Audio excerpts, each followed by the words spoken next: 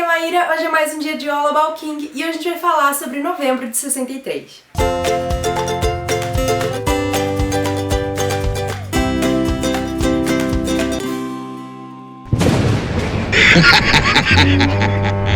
Novembro de 63 foi publicado em novembro de 2011 e o livro foi adaptado para uma minissérie de 8 episódios com o James Franco, que estreou em fevereiro desse ano. O livro conta a história do Jake, que é um professor de inglês, e para ganhar uma grana extra, ele dá aula para adultos que não conseguiram concluir os seus estudos. Então eles fazem essas aulas para poder ter uma conclusão do ensino médio. Um dos alunos do Jake é o Harry, que é o zelador da escola. Um dos trabalhos do curso era escrever uma redação e o Jake propõe que eles escrevam sobre o dia que mudou a vida deles. E o Harry conta então sobre o dia em 1958, quando o pai dele chegou bêbado e matou a mãe e os dois irmãos e deixou a irmã dele em coma com um martelo. O Jake descreve a redação do Harry como uma das histórias mais tristes e marcantes que ele já leu. O Harry tem um pouco de problema de fala e ele cocheia também, e as crianças na escola zoam ele sem muito saber o que aconteceu com a vida dele, e isso deixa o Jake também muito mexido. O Jake fica muito impactado com isso, mas enfim, a vida segue, ele continua uma amizade com o Harry, e passam-se os anos até o dia que o dono da lanchonete que o Jake frequenta liga pra ele e pede pra que ele faça uma visita urgente.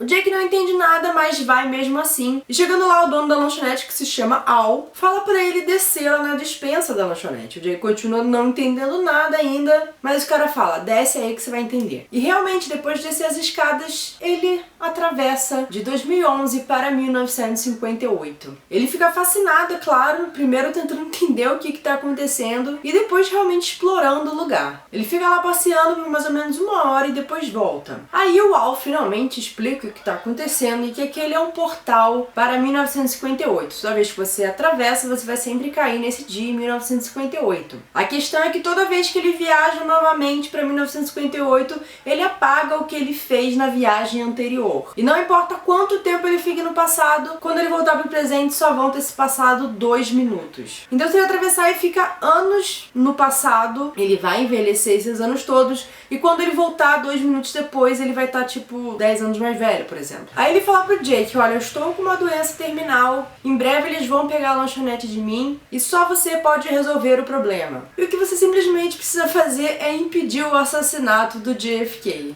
Só isso. É claro que eu tô resumindo aqui tudo que ele fala, mas ele tem a ideia de que várias coisas ruins que aconteceram no país, várias guerras que o país se envolveu, inclusive do Vietnã, é por causa da morte do Kennedy. O Jake aceita então fazer essa nova viagem, mas o que ele tem logo em mente é mudar o que aconteceu com a família do Harry, já que estamos no ano de 1958. E aí a gente chega na primeira parte importante do livro, que é quando o Jake então vai para a cidade em que a família do Harry morava, que é a cidade de Derry. Derry é uma cidade fictícia que o Stephen King criou, mas onde se passam vários livros dele como A Coisa, Insônia e Apanhador de Sonhos. Eu não li Apanhador de Sonhos, mas eu sei que Insônia você pode ler tranquilo sem ter lido A Coisa. Mas no caso de novembro de 63 eu acho que faz muita diferença você ter lido A Coisa. É claro que você não vai deixar de entender o livro por causa disso, mas o Jake até encontra personagens do Clube dos Losers e a própria narração faz referências aos acontecimentos que aconteceram naquela cidade e as crianças que morreram por causa da Coisa. E eu acho também que a própria ambientação da cidade, sem ter lido A Coisa, você não vai entender muito bem ou vai achar um pouco estranho que, sei lá, tem alguns caras batendo ali numa criança e o farmacêutico vai ver aquilo e ele vai tipo...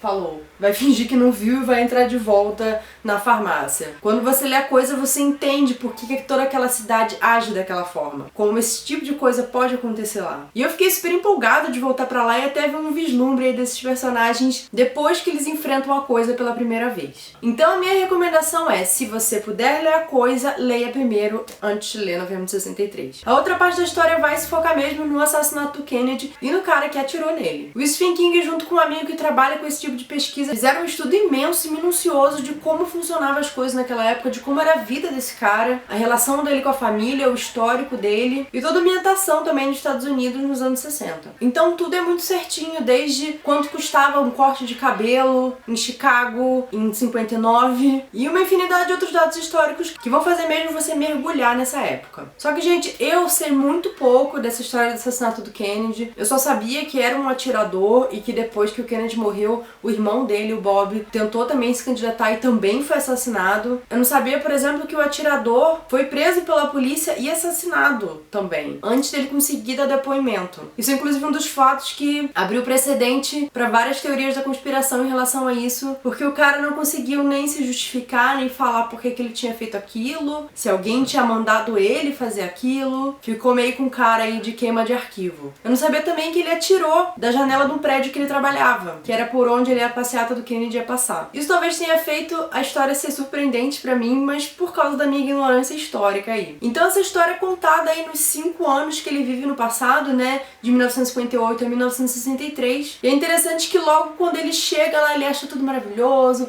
a comida não é industrializada, as coisas são muito mais baratas, tem menos poluição, ele não fica 24 horas preso no celular, no computador. Só que aos poucos ele vai vendo que não era bem assim, até porque na época tinha muito racismo, no nível de que as escolas eram separadas, uma mulher divorciada que fosse namorar um cara era assunto pra cidade inteira falar. Então é interessante ele fazer esse comparativo, porque às vezes a nossa visão nostálgica das coisas, aqueles tempos, era tão legal, era tão bonito.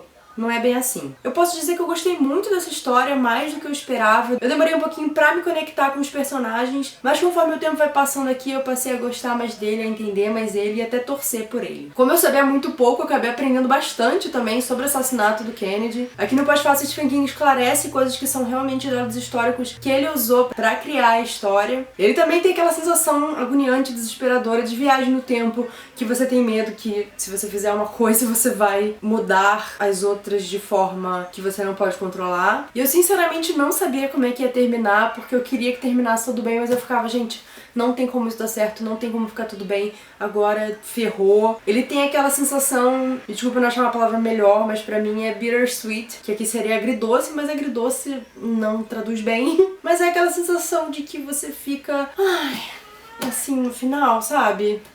Não sei explicar, gente. Eu acho que ele vai agradar, inclusive, até quem não gosta muito dos tipos de livros do Stephen King. Ele não tem nada de assustador aqui. Inclusive, eu botei ele na minha lista de livros pra medrosos, mas na hora de gravar, eu não mostrei ele, não falei dele, então eu botei na minha caixa de descrição. E outra coisa curiosa também, que eu acho que aqui no final ele adivinhou um pouco o futuro, talvez. Bom, gente, é isso. Espero que vocês tenham gostado. Estamos aí na nossa última semana de All About King. Quero agradecer mais uma vez pela participação de vocês. Vocês são, assim, maravilhosos. Eu tô amando todos os comentários de vocês, todas as fotos no Instagram, todo mundo que tá comentando, botando foto, conversando lá no grupo, está sendo maravilhoso. Amanhã ainda tem All About King. E é isso, uma boa leitura pra vocês e até mais. Tchau, tchau.